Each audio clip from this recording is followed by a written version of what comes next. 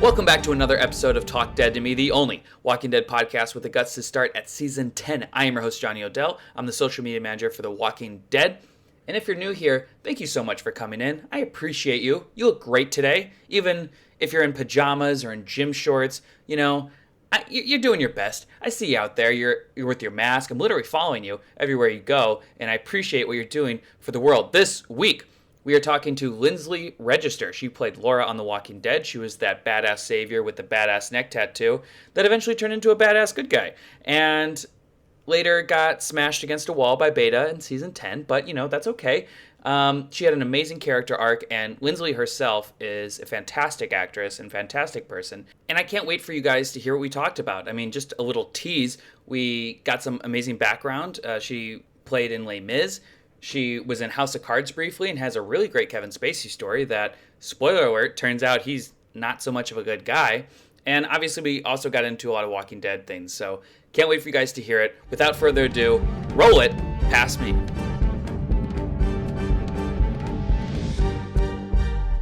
I've tried a bunch of different things. Like I started painting. I really like to find new creative outlets, and so painting was really fun.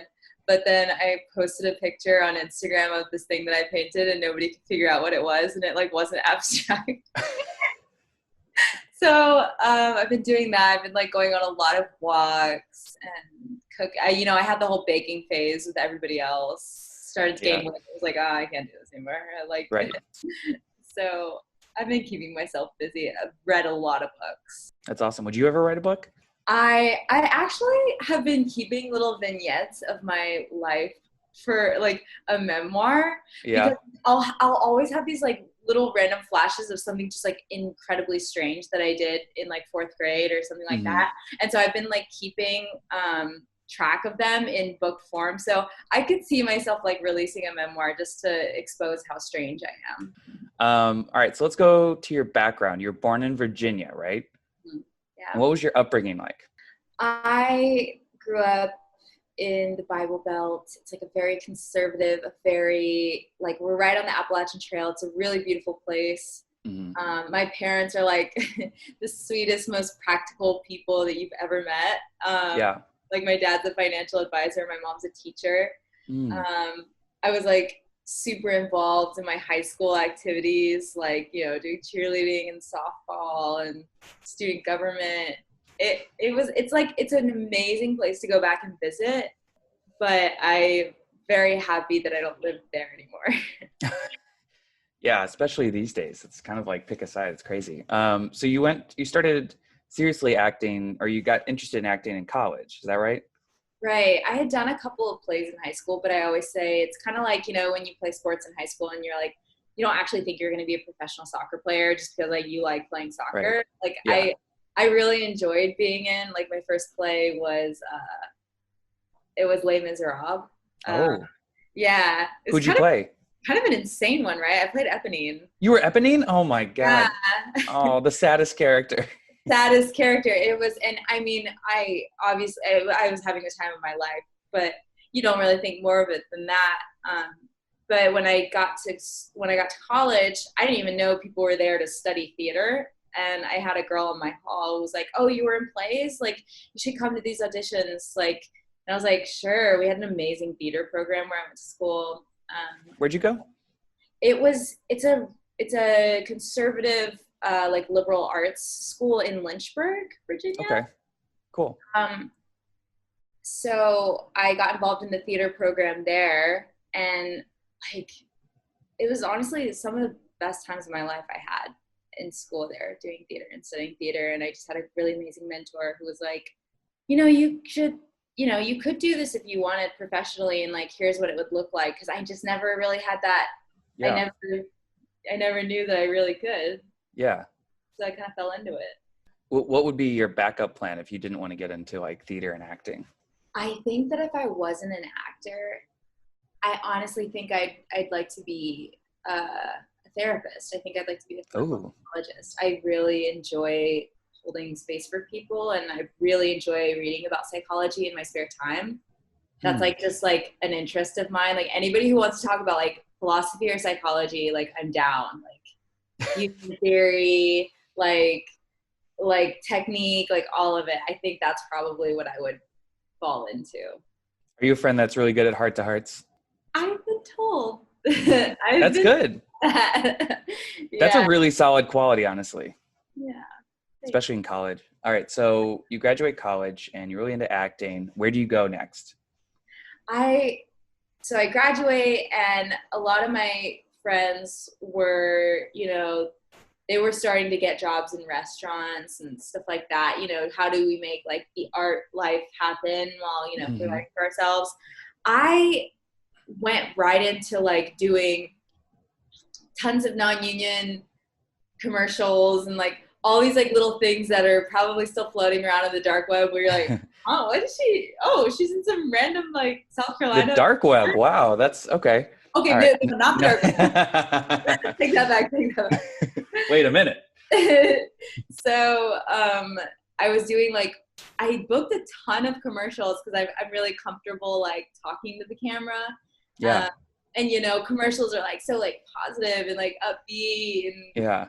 so it was kind of like my niche there for a minute. And so I was doing all these little acting jobs like that. I was doing like those like murder recreation shows on the ID channel that your grandmother watches during daytime television. I was doing all of that and like honestly learning a lot and having a lot of fun and making enough money to live in a place that's very inexpensive to live. So that's how I started. It's really easy for actors to get an agent in the Southeast if you're fairly comfortable talking to the camera, especially for commercials. Really? Is that all it takes? Basically, I mean, yeah, like I always, like, I thought it was going to be this like huge hard thing, and it really wasn't. And I just got to start auditioning right away, started having some momentum, and ended up booking like one of my first real roles on television, which was House of Cards, in that fall, right after I got out of school. Yeah, I rewatched that scene the other day, and it's now actually suddenly relevant because you play this protester who's like, you should resign, like right to Kevin Spacey. And that's like, so crazy. And I don't know if you got any flashbacks to that, like during the protest from this year or not. I honestly never even put that together, but wow. Yeah. Very similar sentiment. Obviously, a lot of controversy around the House of Cards set. I know you're only on it briefly, so I don't know how much you can speak on it, but how do you view that experience now that like the main actor, Spacey, is like tainted? Like they had to kill him off and kind of rush this last season. Like, what are your thoughts on it? I loved the show, and I thought it was so sad the way, it had to end. It's obviously much more sad, like that he turned out to be the person that he was. It was really heartbreaking. I had seen him, he came to UVA, the school in Charlottesville, UVA. Yeah. And I went to UVA and like listened to him speak. He was like addressing like a whole stadium of people. We all bought tickets to listen to him, and he was talking about like sending the elevator back down, like, passing on opportunities. And we've got like, I was really inspired by some of the things he was talking about. So I had met him really like not that long before I worked with him in House of Cards. Wow. And it was just like, it was my first time I'd ever been on a real set before.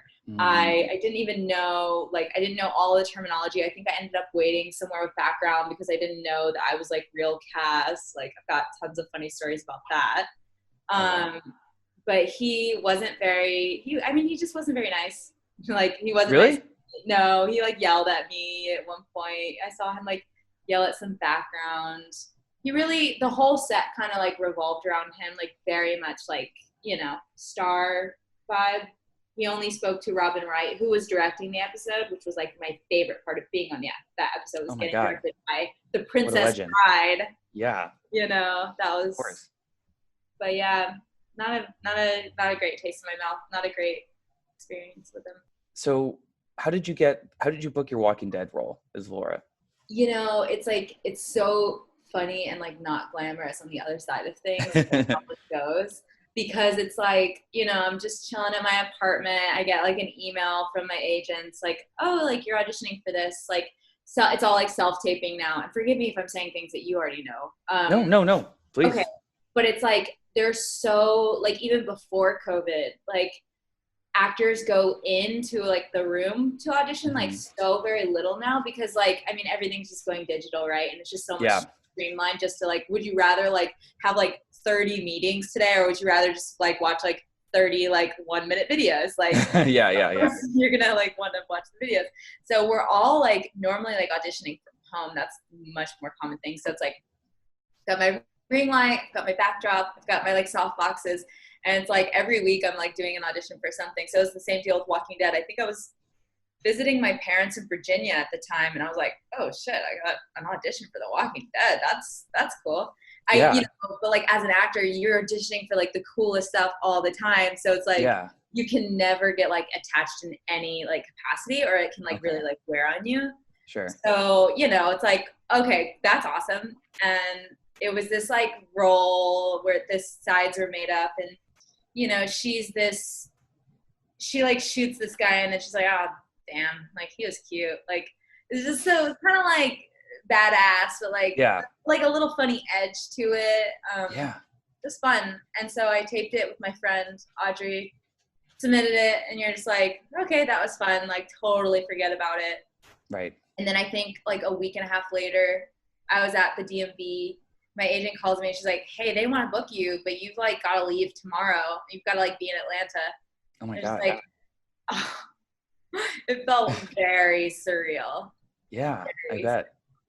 Oh my God. Okay. So once you get there, what happens? They like break down your character. Do they tell you like how long you're going to be on the show, or is it just like indefinite? Like, how does that work? It moves so fast, like Okay. so incredibly fast, that like I was given very little information about who she was.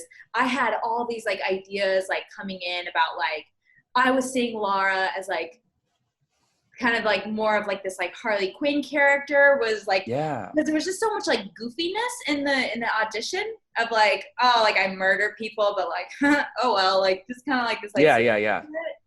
um and even Scott Gimple, so I go and I do like a makeup and hair test, and they're like testing Mhm. all these different things with my look and deciding how they want Laura to look. And Scott Gimple even said to me, he was like, Laura, she always has fun. Yeah. So I think that it's funny how these things like evolve, right? And Yeah. so once you start, because like that's like film, is like Kill Your Darlings. It's just always changing and evolving, and especially television. Yeah. So she ended up being something much different, but like we get there, we do a hair makeup test. I'm like thrown into it. I have never held a gun like this before, and I'm like handed it, and I'm like, oh, like shit, like how do I like make it look like I've been carrying this like every day for like the past 10 years? And I'm like, all right, getting ready to roll, and it was very stressful, and I was incredibly nervous because it's The Walking Dead. It's so Yeah. big, and so many fans, and they have this legacy, and it's like no pressure, like don't fuck it up, like Yeah. Only this massive fan base who like inspects every little detail. yeah, they've like been creating this show for like 10 years. Like, do not Yeah. be the one to screw this up. So it was a lot of pressure, but it got so much more fun as I went. Oh, that's good. What was it like acting alongside Jeffrey Dean Morgan? He he is such a character. He made it fun. Like Mm-hmm. he was always like bitching about the long monologues, because his character just like has like pages and pages of dialogue. Yeah. Yeah, he was really fun. And the thing I love about JDM is that he's so himself, and he's so unapologetic for who he is. And Yeah. it's really fun being around people like that. The lovable grump types. Like I Yeah. really get on with like lovable grumps, because I'm just like the ray of sunshine. And I know you like, so you have your own YouTube page, which is, I watched some of it right after Walking Dead, or right towards the end. And it is a little jarring because even though like you did sort of reform your character and everything, you're still like a hard ass with this giant neck tattoo and everything. And then like on your YouTube channel, you're like, hey guys, how's it going? Thanks so much. And I'm just like, whoa, this is straight. I have to like recalibrate my brain to like process this. right? So that's It's pretty so crazy. funny because like this is like my natural disposition, and I used to just always be cast as like these like happy, flighty, sweetheart, feminine characters. But like since then, it's like all these characters. I'm like, I always have a bad attitude. Like I always angry and like jaded and like Yeah. like hard ass. Yeah, like it's just so funny. I love it though. I love playing somebody that's just so far off me. You know, That's that's got to be fun. fun. Yeah, wait, I'm trying to think, like, you actually had a gun a lot. Did eventually, like, you consult with, like, a cop or something, or someone who, like, showed you, like, the proper way to, like, handle it? Yeah, I think like even on day one, like as soon as like we got a break, I was like, okay, like somebody like let's like I want to like work with this. Like how do I want to like really like get it in my body because I need to look so comfortable with this gun. Right. A little bit ago, you spilled the beans on that you and Josh McDermott's character Eugene had like a sex scene, and I remember that because so I get the episode, I get like dailies, I get like all the stuff like the producers see pretty much, and I get usually I write my recaps based on director's cuts, so because the final thing doesn't come in till like the very end. So I wrote a recap where I was like, and then as the walkers are approaching, Laura and Eugene hook up and like have sex and this and that, and then that's whatever, and then it didn't air, and people are reading my recap like, wait, when did that happen? And I was just like, and I'm like watching it live and I was like, is this the wrong episode? And so everyone was like, what the fuck? So I quickly like changed it. Only a few people noticed, but that was crazy. Tell me about that, having to do that scene and then like how you reacted to them cutting it. Yeah, this kind of stuff is, you know, I get this email, like I get a very like cryptic, vague email of like, hey, from my agent, like, hey, we need to have a conversation about like what some of your limits are with like sexual content. And I was like, she's like, The Walking Dead. And I'm like, what are we doing? Yeah. What is Laura doing? And so eventually, like, and then of course I'm like going to set, and Michael Straczynski, who, you know, Michael? Yeah. Okay. He's like, oh, wait till you see like the next episode script. And I'm like, what? And everybody's like reading it, like, cause like they all get the scripts before we do. Yeah. And like reading it and they're like, oh, you got something funny next episode. I'm like, somebody just like fucking tell me what I do. So eventually, like, I find out that, like, Lara in this, you know, we're about to die, so who cares, kind of a nihilistic moment. It's just like, yeah, like, you'll do. And we, like, hook up. Which literally is, like a last man on earth kind of situation. Yeah, exactly. They were like, yeah, there's definitely nothing going on between you two. They were, like, reiterating this to me, like, they're like, yeah, there's no amount of, like, care in this. They were like, it's just sex. I was like, cool, that makes so much sense for Lara. Oh my God. So we go and we film it. It was really funny. Like, I think if I remember it right, I like kiss him and then he's like, you taste like stone fruit and applesauce or like something like that.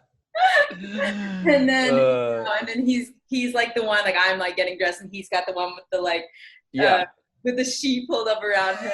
It's so cute. So and then, you know, I went to watch it that night, and I always get confused about like what order everything's gonna air in because we shoot so choppy out of order sometimes that like I was like, I think tonight people are gonna like see that scene, and people have been tweeting at me like hashtag mullet babies, and I was like, oh, they're gonna die because this is what they've been asking about, and it just like wasn't there. And I think it just would have been too much of a distraction from like it just would have been too much of a subplot distraction from like what was going on. So maybe just from a story perspective, it just didn't work.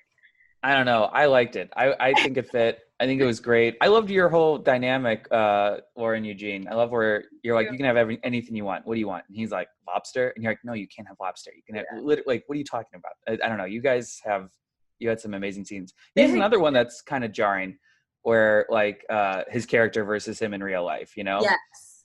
Absolutely. Where Eugene's kind of on the spectrum, like for sure is. And, you know, Josh is just a normal guy. And he's so like, but the one thing that carries over is like his dryness. Like he's like a very like dry person. Oh yeah.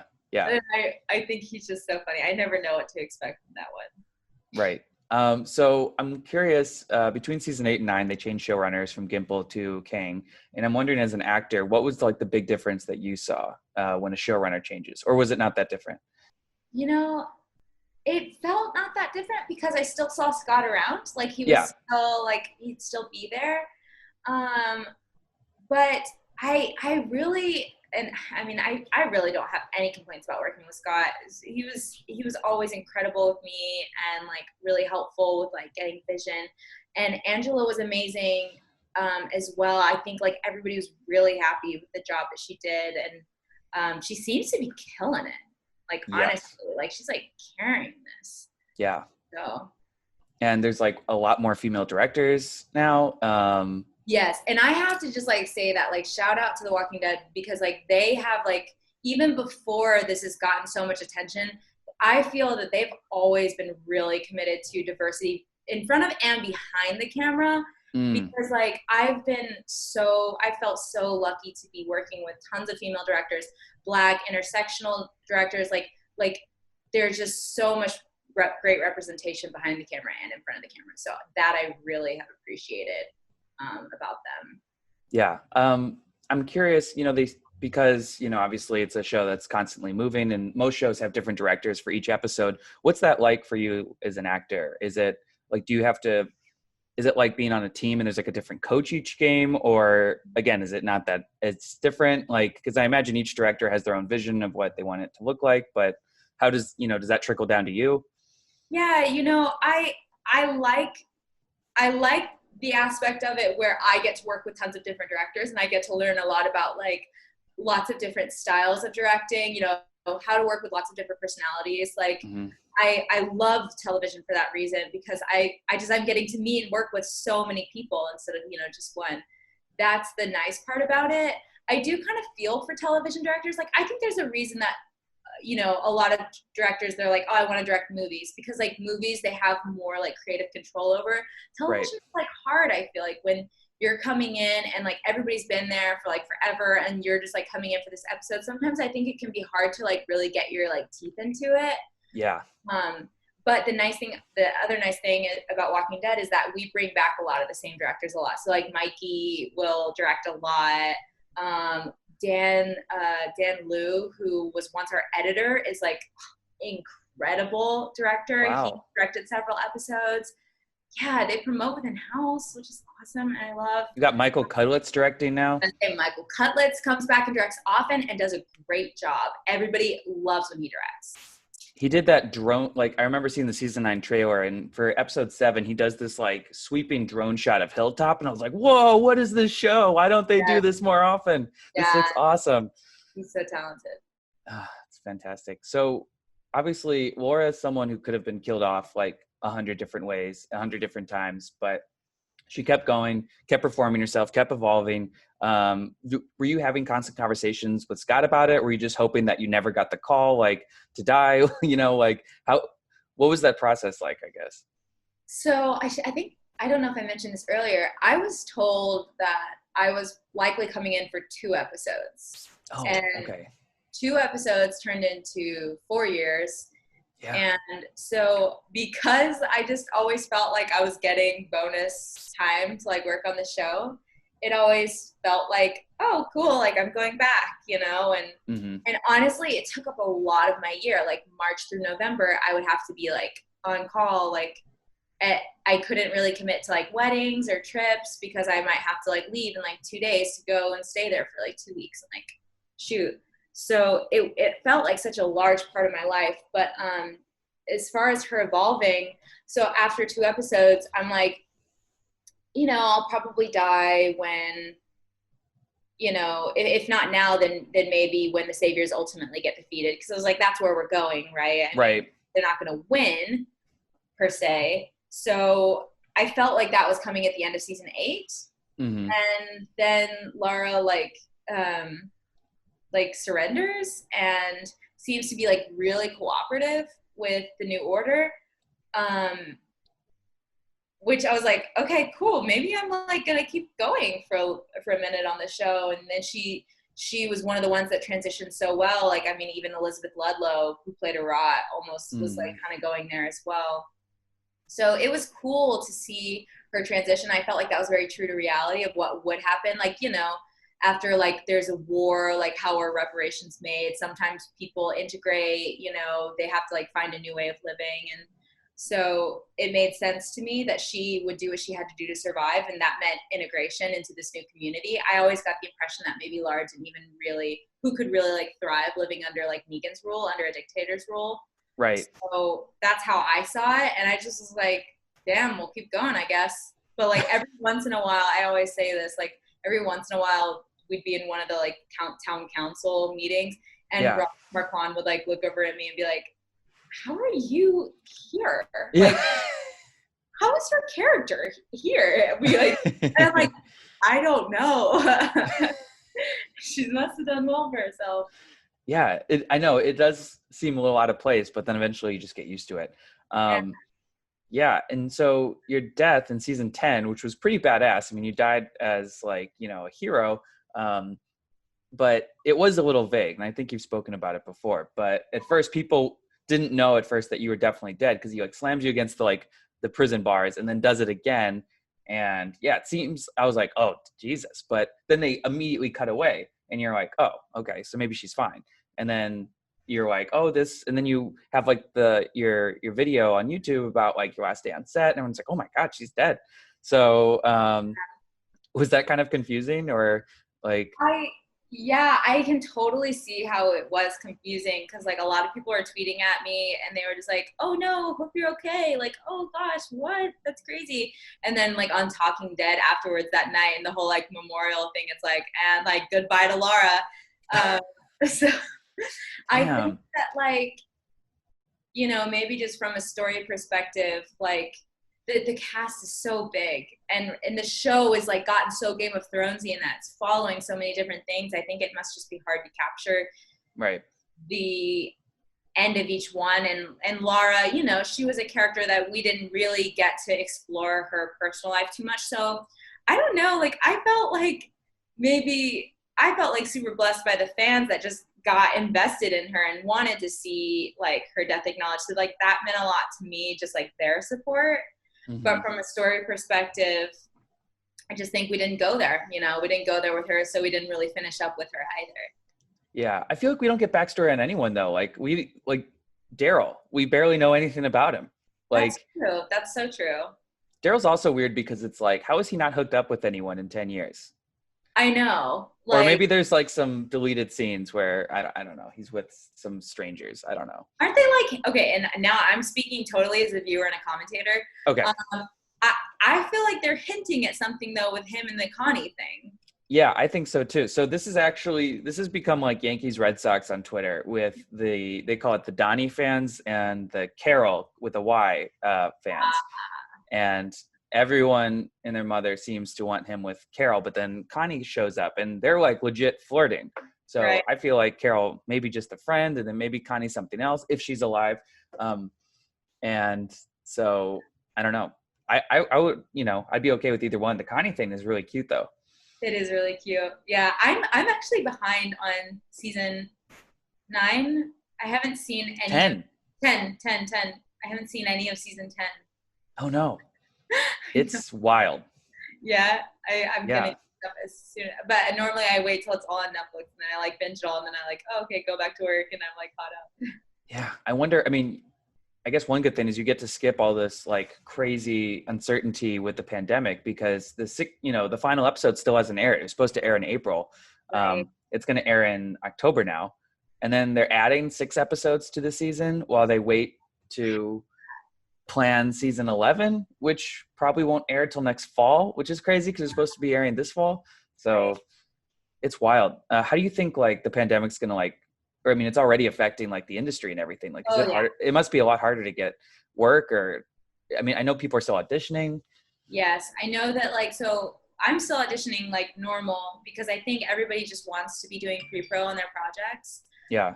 However, it's like, it's just not safe for us to be on set right now. And like, even the sets that we are on, like, you know, you have to have a COVID officer. Everybody's getting tested 3 times a week, being like strictly quarantined to like separate rooms and all this stuff. So I worry as an actor. I'm like, oh gosh, like when are things going to be up and running again? I think that I think this is what I see us like moving productions out of LA, like going and filming in more rural areas. Like, I mean, even Atlanta, might be safer because like you just have more space to spread out. I don't know how it will look, but I worry about that, you know. I don't know when things are going to turn back on. It's crazy. Have you heard of the movie Host that just came out? Yeah, but I don't know anything about it. Okay, so I'm gonna break it down really quick. It's a horror movie that takes place entirely on Zoom, and it was shot during lockdown, and it's basically these 5 girls who are bored in quarantine. They're like late 20s, and so they hire like a medium to like do a seance over Zoom, and obviously shit goes wrong. And the director had to like teach all the girls like how to like rig their apartments with effects, like, you know, having the cabinets open and like chairs, you know, like jerk back and all, and like someone being like dragged outside of the room and stuff. It's crazy. And it's on this horror streaming app called Shudder. You can sign up for like a free trial or whatever. I know. I feel like I'm like a Shudder spokesman. I just like a friend recommended it to me, and like my roommates and I tried it out the other night, and we're like, this is amazing. And the acting's really solid. And yeah, I guess the director was like pranking his friends on Zoom, like rigging his apartment with like poltergeist effects, and everyone was like freaking out. And he's like, this is a movie. So he like wrote it with some friends and just made it. And I was like, oh my God. I love that. I'm so into that. I wonder how many like Zoom movies we're going to get now. I mean, there's, you know, you could do a romance, you could do sci-fi, you could do anything you want. Yeah. I mean, I've been auditioning for like, even like big stuff that's like, it's like flirting with all the like COVID pandemic, like. Oh no. Is there going to be like going to be like 1,000 pandemic movies after this? There are. Damn it. I'm sorry to say. Pandemic Christmas movies, all of it. It's all coming. Oh my God. I had a breakup in quarantine, and we did it at a park, like 10 feet. It's fine. 10 feet apart. And we were both wearing masks. And it's like, you know, there's like 2 trees. And I was like, this is a movie poster, like the 500 Days of Summer, but like pandemic version. It is. It's so weird right now. Yeah. And like dating in quarantine right now. I just had like a FaceTime date with someone who I've never met before. It's so weird. I've got friends that are doing the same thing, and they're like, I can't imagine. I really can't. Oh my gosh. Are you with anyone? Yeah. My partner is with me. We've been together for 3 years. Oh, that's amazing. Yeah. Nice. And you guys live together? Yeah. Wow. I if I wasn't living with anyone right now, I probably would have like joined somebody else's like quarantine pod and like moved in, because I think I would go crazy if I had that much time to myself. No, I know. I do know people who are doing this alone, like in an apartment or something. And I'm like, God bless. I have no idea how you're doing this. Yeah. I just have people and a dog to keep me sane. Oh my gosh. Yeah. I've been this close to getting a dog for like the past, and I even read this headline this morning. It was like, shelters are like, for the first time ever, like running out of dogs because like everybody's getting dogs during the pandemic. Oh, did you see that? Yeah, I didn't see that, but that's amazing. That makes a lot of sense though. Yeah. Wow, that's crazy. Yeah, we have a little French bulldog. This is actually my first dog, and he's basically a cat that barks, and he's so chill. He naps all day, and you know, we just go on walks. Walks are weird. Like, you know, you have to do like the mask, and you like put it up when like someone comes by, and then you see people without masks, and you're like, what are you doing? I was like, I'm not going to start anything. Yeah. I don't know. It's a weird time. It is a weird time. I'm doing puzzles. It's a weird time. Whoa, puzzles. How many pieces are you talking? Old school. I'm talking like 350 or 500 piece puzzles. Whoa. Oh, yeah. Are you and your partner getting crazy of each other at all, or do you mesh well together? I guess 3 years. Well, we mesh well together, but I will say this. I think it's like super important to have that balance of like, do not see each other all the time. Oh, yeah. Like couples who work together, I'm like, you guys doing okay? Like, because it's like a lot of time to be like your person. So he thankfully has been able to continue working. He's an actor and an interior designer. So he's like had some amazing like design jobs in the middle of the pandemic. Cool. Wow. So, yeah, like kind of some dream job stuff for him. So he's been working a lot, and I try to like take lots of time for myself too, where like I'll book an Airbnb for the weekend and just like go somewhere like, you know, like California, like staying within California, but like going to like Yosemite or Ojai, just, you know, for the weekend by myself to like read. I'm working on some of my own projects, like they're in development. And so I'm like working on like a draft of my pilot and visual decks and stuff like that. So I think we both try to take time for ourselves, and that helps. Yeah. Yeah, you definitely need and I told breaks my from each neighbors, other. like, if you hear us screaming, don't worry, that's like a good thing, because at least we're still alive. Yeah. If you see blood, then maybe call the cops or something. If it's too quiet, check in. Yeah. We'll knock on the door. That's amazing. Well, I'm so glad to hear you're doing well. That's all I have for you. I really appreciate you coming on the podcast and talking to me.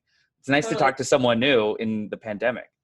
Yeah. Oh, so true. So true. I feel like when I'm at the Starbucks drive-thru, I'm just like, but how are you? I feel that, like, whenever I go grocery shopping or something, like, people are like extra eager for like human connection. It's like, yeah, so sweet. Honestly, I love it.